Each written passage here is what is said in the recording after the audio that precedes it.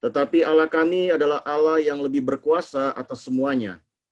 Maka kami hanya memohon kepadamu, biarlah jaringan dibuat baik, sehingga anak-anak Tuhan dapat bersekutu, dapat mendengar firman, nama Tuhan dipermuliakan. Kami menyerahkan jalannya ibadah dan pemberitaan firman Tuhan ini ke dalam tangan pengasihan-Mu. Berkati hati kami, berkati jaringan, berkati laptop, berkati HP kami. Dalam nama Yesus, haleluya. Amin. Oke, shalom semuanya. Shalom. Puji nama Tuhan, bahwa Tuhan itu baik. Kita harus katakan bahwa Tuhan itu baik. Dan luar biasanya kita sebagai anak-anak Tuhan dapat berkumpul walaupun secara virtual, walaupun secara online. Dan saya berterima kasih untuk adik Leo yang sudah memberikan saya peluang untuk menyampaikan kebenaran firman Tuhan. Saat ini saya akan share screen, karena mungkin ini perdana saya ada di komunitas ini untuk menyampaikan kebenaran firman Tuhan. Ada beberapa rekan-rekan yang mungkin sudah mengenal saya terlebih dahulu. Tetapi izinkan saya untuk share screen. Semoga share screen ini tidak ada menjadi kendala ya. Saya coba dulu.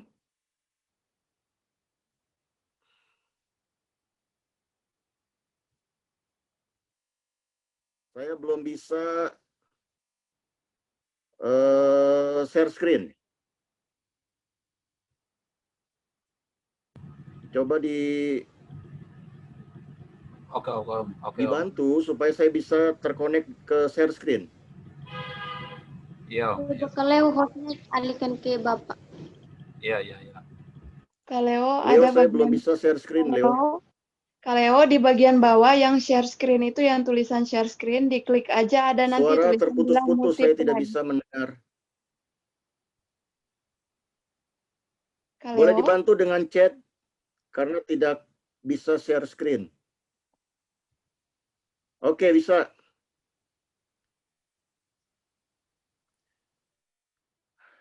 Apakah terlihat Sudah, Pak. Sudah, Pak. respon? Terlihat, Pak. Jelas. Terlihat, Bapak.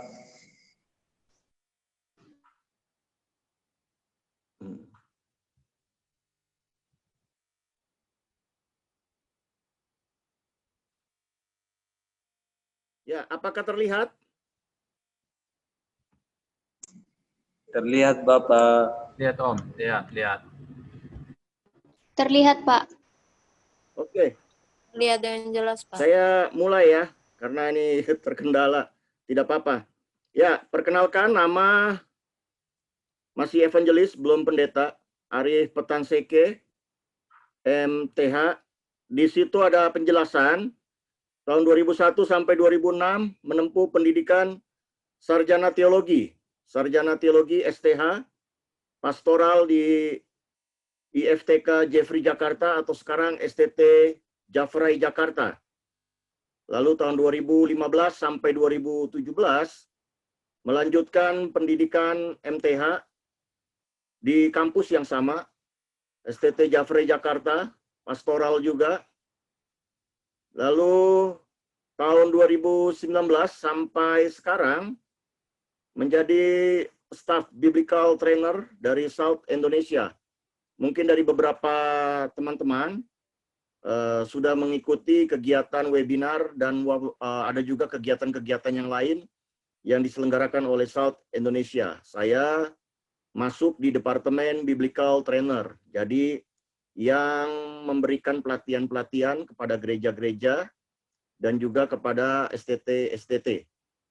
Lalu 2006 sampai sekarang berjemaat di GKII Eklesia Jatinegara Jakarta Timur.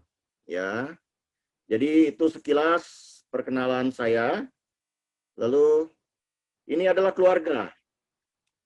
Nah, itu istri Evangelis Emilia Mude, Magister Pendidikan Kristen.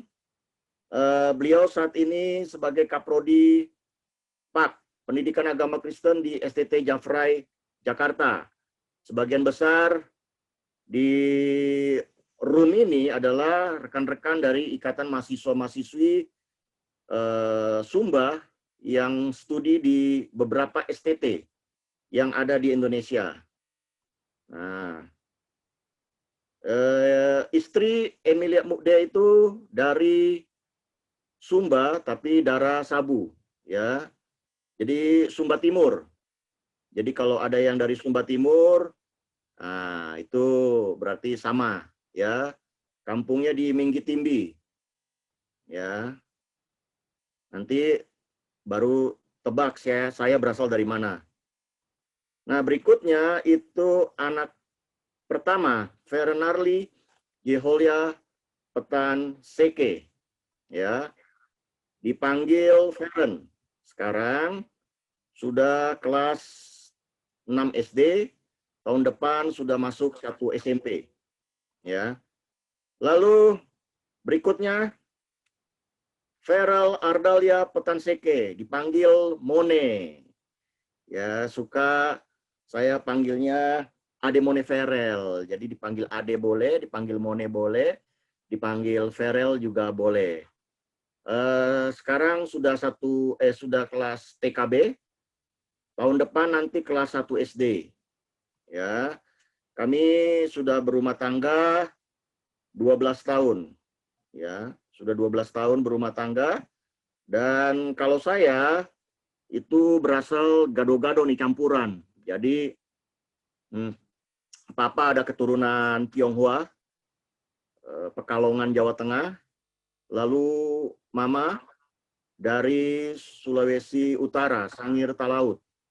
Kalau tahu pulau atau Manado, itu ada pulau tersendiri yang dekat dengan Filipina. Nah, pulau yang tersendiri itu adalah Sangir Talaut, ya. Di Sangirnya, ya, bukan di Talautnya. Jadi itu bersebelahan. Ya, jadi saya lahir di Jakarta, besar di Tangerang, Provinsi Banten, lalu merantau di Provinsi Jakarta lagi sampai saat ini. Ya, jadi sekilas itu perkenalan. Saat ini kita akan merenungi akan kebenaran firman Tuhan dengan tema peran umat Allah dalam menyikapi kelahiran Yesus Kristus. Ya, saat ini kita sedang memperingati hari kelahiran Yesus Kristus. Tepat nanti tanggal 25 Desember, umat Tuhan bersama-sama mensyukuri akan kelahiran Yesus Kristus. Nah, peran umat Allah dalam menyikapi kelahiran Yesus Kristus. Kita sebagai umat Allah harus punya peran. Kalau kita sebagai umat Allah tidak punya peran, sia-sia kita ada di dunia ini. Walaupun studi kita studi teologi. Walaupun kehidupan kita adalah kehidupan yang penuh dengan pelayanan di dalam Tuhan. Tetapi mari tanya kepada diri, apakah kita sebagai umat Allah atau sebagai anak-anak Allah punya peran? Dan peran itu dirasakan bagi diri, bagi sesama, dan juga bagi kemuliaan nama Tuhan. Ya, karena kita tidak tahu, hidup ini misterius. Kita tidak tahu bahwa, saya nggak tahu ya, apakah malam ini adalah malam terakhir kita bersama. Karena yang kita tahu adalah kegiatan yang sedang dilaksanakan. Nanti atau besok itu misterius. Apakah kita masih diperkenankan Tuhan untuk diberi kesehatan dan diberi hidup, untuk memasuki hari baru, kita tidak tahu. Kita hanya memohon kepada Tuhan supaya besok kita masih diberikan umur panjang, masih diberikan kesehatan untuk dapat memasuki hari baru, untuk dapat mengalami pengalaman bersama dengan Tuhan. Nah, bagaimana sebagai umat Allah, apa perannya? Perannya cuma satu. Saya tidak banyak-banyak. Hanya cuma satu. Peran umat Allah, yaitu kita harus menjadi pembawa damai. Siapapun kita yang saat ini ada di room untuk mendengarkan firman Tuhan, kita harus menjadi pembawa damai. Mari melihat diri pribadi, masing lepas masing, apakah selama ini kehadiran kita itu menjadi pembawa damai atau menjadi pribadi yang lebih tidak disukakan oleh orang lain? Keberadaan kita lebih menjadi batu sandungan. Keberadaan kita lebih banyak orang tidak suka karena kehadiran kita. Mengapa? Pada saat kita hadir, orang tahu bahwa perilaku kita, ucapan kita lebih banyak menjadi batu sandungan. Mari lihat diri kita masing-masing. Ini tahun 2020 akan berakhir. Tetapi apakah selama tahun 2020 kita sudah menjadi pribadi pembawa damai atau masih belum? Ya. Berikutnya, mengapa kita harus menjadi pribadi pembawa damai? Yang pertama, dunia penuh dosa. Keberdosaan yang ada di dalam dunia begitu membuat manusia jauh daripada Tuhan. Jauh mengenal sosok kebenaran yang sesungguhnya. Karena dunia menawarkan hal-hal yang membuat manusia akhirnya jatuh, berdosa, meninggalkan Tuhan. Maka dari itu kehadiran kita sebagai umat Allah, kehadiran kita sebagai anak-anak Allah harus punya peran menjadi pembawa damai. Karena dunia sudah penuh dengan dosa. Ya. Oleh sebab itu, karena dunia penuh dosa, maka kita memerlukan damai yang abadi. Damai yang sesungguhnya ada di dalam diri kita. Saya tidak tahu setiap kita punya pergumulan, punya permasalahan. Apakah dalam menjalani pergumulan, dalam menjalani permasalahan, dalam menjalani sakit yang kita alami, apakah tetap ada damai Kristus dalam diri kita? Jangan sampai terlalu banyak keluh kesah. Jangan sampai terlalu banyak kekecewaan. Jangan sampai terlalu banyak tidak punya pengharapan kepada Tuhan.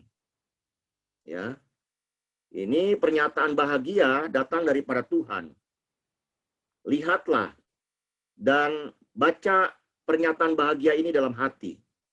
Apa itu? Berbahagialah orang yang membawa damai. Jadi kalau kita mau disebut atau mau berbahagia, kita harus membawa damai. Karena hanya orang yang membawa damai disebut orang yang berbahagia. Bukan dalam arti orang yang punya pengetahuan lebih. Boleh, bukan berarti orang yang punya harta benda. Bukan berarti orang yang berpengaruh. Tetapi orang yang berbahagia adalah orang yang membawa damai.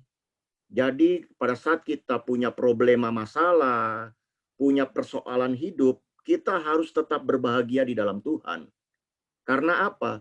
Pada saat kita berbahagia di dalam Tuhan, ada kedamaian yang Tuhan beri bagi diri kita.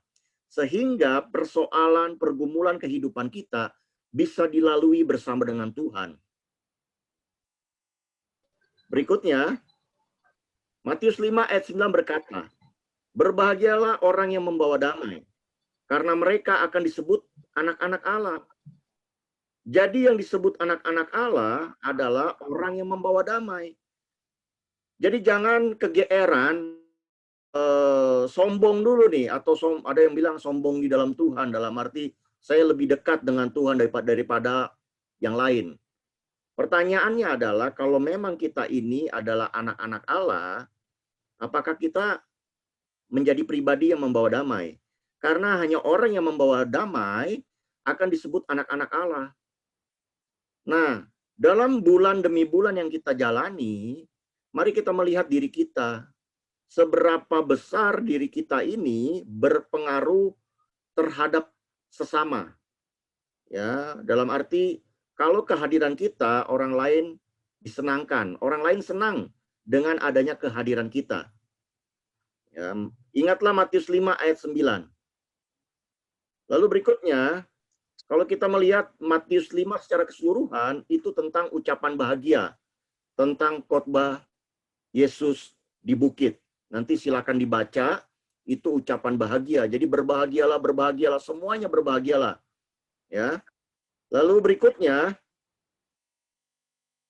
ada korelasinya dalam Yohanes 14 ayat 27. Apa itu korelasinya? Damai sejahtera ku tinggalkan bagimu. Damai sejahteraku kuberikan kepadamu. Dan apa yang kuberikan tidak seperti yang diberikan oleh dunia kepadamu. Janganlah gelisah dan gentar hatimu. Nah, inilah yang menjadi kendala dalam kehidupan manusia. Kita sebagai anak-anak Tuhan suka sering gelisah, suka gentar hatinya. Ya. Karena apa? Setiap permasalahan yang kita hadapi, kita sudah bingung dulu. Mampukah saya menghadapinya? Akhirnya damai yang di dalam diri tentunya bukan datang daripada Tuhan. Karena kalau damai yang datangnya daripada Tuhan, maka Tuhan akan memberikan kita kekuatan. Ya, jadi jangan gelisah apapun yang terjadi. Saya tidak tahu permasalahan kehidupan kalian satu persatu. Tetapi jangan gelisah dan gentar hati lebih mendominasi hidup kita. Tetapi biarlah ucapan syukur itu senantiasa kita sampaikan kepada Tuhan. Bahwa hidup kita datang daripada Tuhan. Maka Tuhanlah yang akan memelihara kehidupan kita. Bagaimana peran kita sebagai pembawa damai dalam menyikapi kelahiran Yesus Kristus? Kita harus punya peran sebagai pembawa damai dalam menyikapi kelahiran Yesus Kristus. Jadi taruh tangan kiri di dadamu, lalu engkau tepuk pelan-pelan, jangan terlalu keras. Engkau katakan, aku pribadi pembawa damai. Ya, aku pribadi pembawa damai. Perannya apa? Yang pertama adalah kita harus menyadari adanya alasan keberadaan kita. Jangan sampai saat ini kita belum tahu alasan keberadaan kita sampai saat ini untuk apa? Tujuannya apa? Mungkin kita sedang sekolah teologi atau sudah ada yang selesai sekolah teologi. Tapi menyadarikah alasan keberadaan kita sampai saat ini? Jika besok kita masih diperkenankan Tuhan untuk hidup, berarti kita harus tahu apa alasan keberadaan kita di dalam dunia ini. Supaya pada saat kita menjalani kehidupan, kita tidak menjalani kehidupan dengan sia-sia. Yang pertama, menyadari adanya alasan keberadaan kita. Apa alasan keberadaan kita? Sehingga kita diciptakan, diselamatkan, dan diberi kesempatan hidup. Ya. Ini hari sudah malam. Kita harus tahu keberadaan hidup kita. Dan hidup ini adalah kesempatan. Tidak akan terulang lagi. Maka dari itu, kalau ada di antara kita yang sudah telanjur berbuat dosa, dan ini adalah kesempatan hidup kita, mari bangkit. Jangan meratapi hidup dan berkata, aku tidak layak di hadapan Tuhan. Karena ini kesempatan hidup yang tidak akan terulang lagi. Bangkit, semangati hidupmu. Karena apa? Kita diciptakan, kita diselamatkan, dan kita diberikan kesempatan untuk hidup.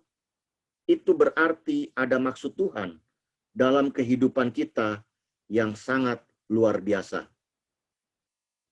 Nah, kita diciptakan, diselamatkan untuk melakukan pekerjaan baik yang disiapkan Allah bagi kita.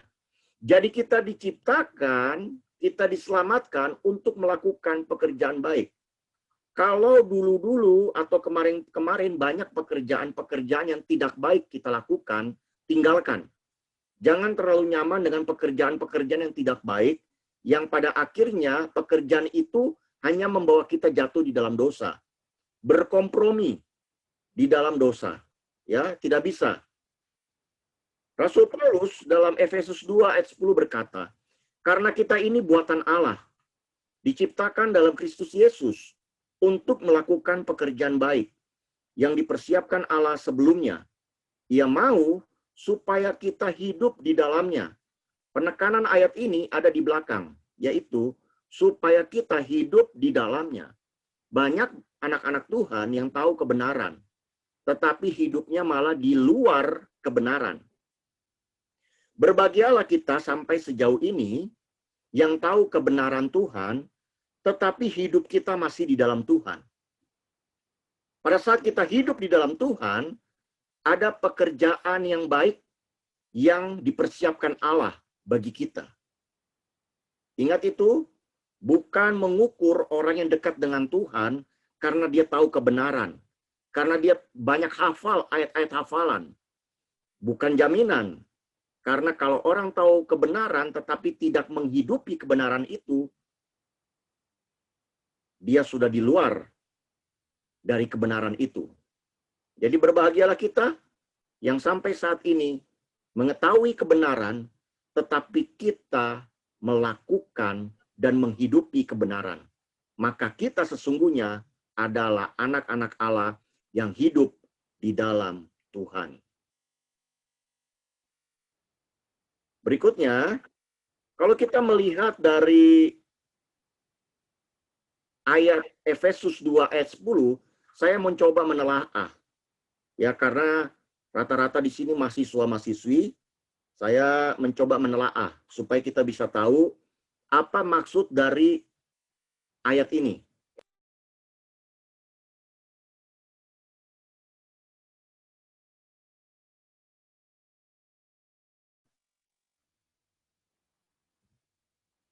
Ya, kata buatan, kalau dari Efesus yang tadi kita baca, kata buatan dari bahasa Yunani yaitu poema. Artinya telah dibuat. Jadi, kita telah dibuat sebagai karya Allah yang adalah pencipta kita. Kita harus menyadari bahwa Allah membuat kita itu adalah karya Allah yang sangat luar biasa. Ya, kalau kita membuat sesuatu, kita pasti membuat karya itu sebaik mungkin. Ya. Sehingga apa? Dengan apa yang kita buat, kita puas dengan karya kita. Pada saat Tuhan menciptakan kita, perlu disadari bahwa ciptaan yang Tuhan beri, yaitu manusia ini, adalah karya Allah yang terbaik. Jadi kita ini adalah ciptaan atau karya Allah yang benar-benar sempurna, seturut gambar dan rupanya. Karya yang benar-benar Allah beri untuk hormat kemuliaan bagi dirinya. Walaupun nanti berjalannya waktu, manusia jatuh di dalam dosa. Tapi sesungguhnya, awal dari penciptaan itu, Allah menciptakan kita sebagai karya yang terbaik. Maka dari itu, kita berharga di mata Tuhan. Jangan merasa diri kita, lalu menilai diri kita, Tuhan saya ini sampah. Banyak orang yang sudah mengatakan, saya ini adalah orang yang benar-benar jauh daripada Tuhan. Orang yang hidupnya terus jatuh dalam dosa. Saya sampah. Jangan terus-menerus kita mengatakan diri kita tak berdaya. Lihat bahwa kita diciptakan sebagai karya Allah yang sempurna. Maka dari itu, pada saat kita jatuh, kita bangkit. Lalu kita berkata, Tuhan, aku adalah ciptaanmu. Aku adalah karyamu yang terbaik. Aku tidak mau menyia-nyiakan hidupku.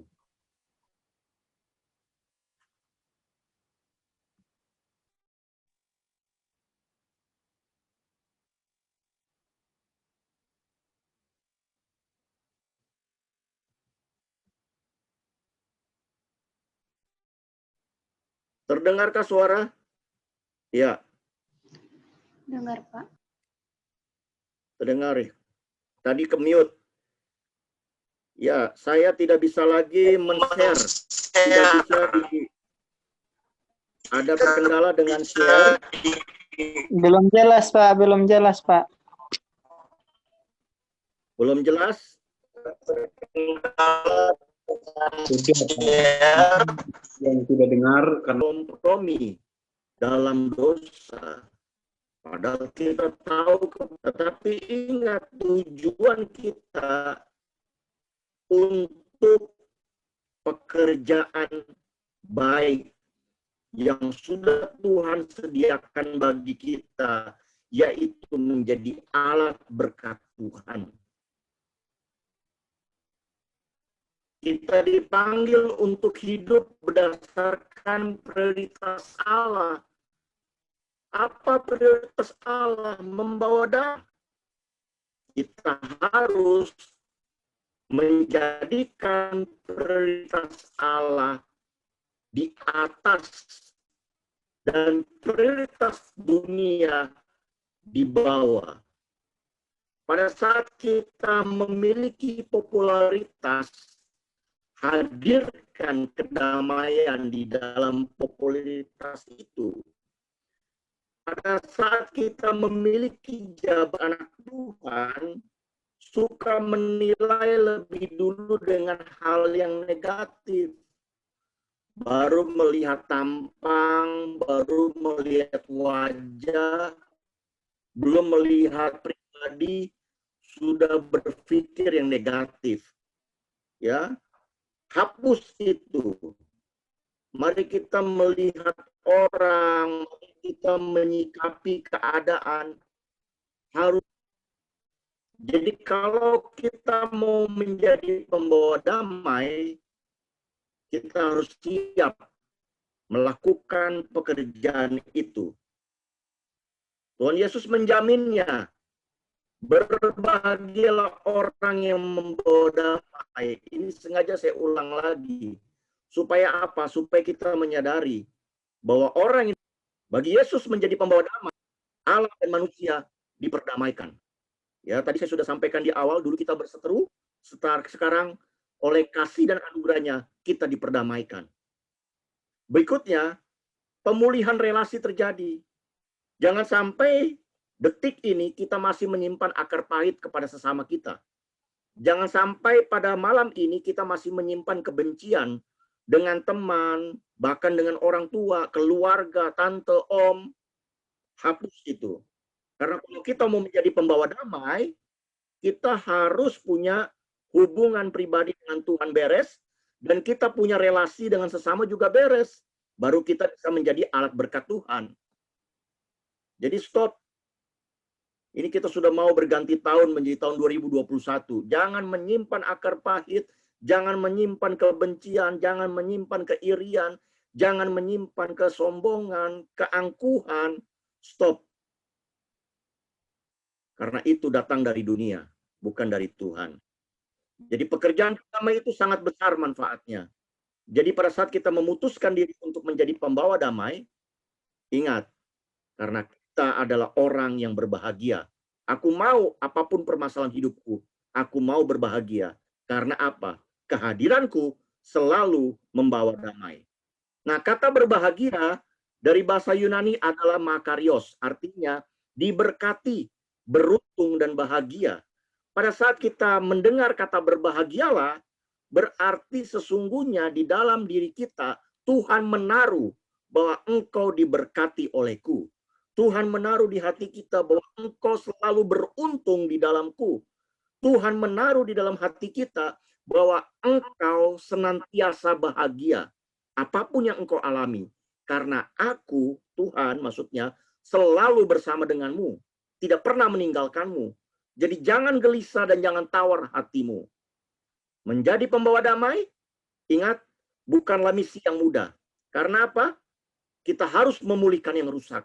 Lihat kiri kananmu. Adakah hubunganmu yang sampai saat ini masih rusak? Jangan-jangan karena sudah putus pacar, akhirnya sudah tidak mau lagi menjalin persahabatan. Dulu mesra-mesra 5 tahun, 8 tahun pacaran, pelayanan sama-sama, saya main musik, dia MC, oh romantis sekali, kita bertumbuh bersama di dalam Tuhan. Tiba-tiba putus, akhirnya tidak lagi terjalin hubungan yang baik. Ya, putus menjadi pacar, putus juga relasi. Tidak boleh. Kita harus memulihkan itu. Harus kuat, harus tegar. Jangan karena putus pacar akhirnya tidak mau lanjut kuliah. Angkat koper mau pulang ke kampung. Karena apa?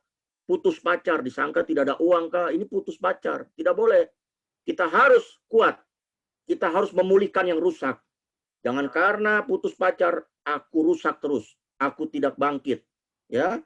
Lalu menjadi pembawa damai, menyatukan yang terpisah. Kalau ada orang yang lagi berseteru, lalu jauh daripada Tuhan karena godaan dunia, peran kita yang menyatukan itu. Kita datang, kita berkunjung, kita bertanya, kita mendoakan. Jangan mensyukuri. Itulah kebiasaan anak-anak Tuhan.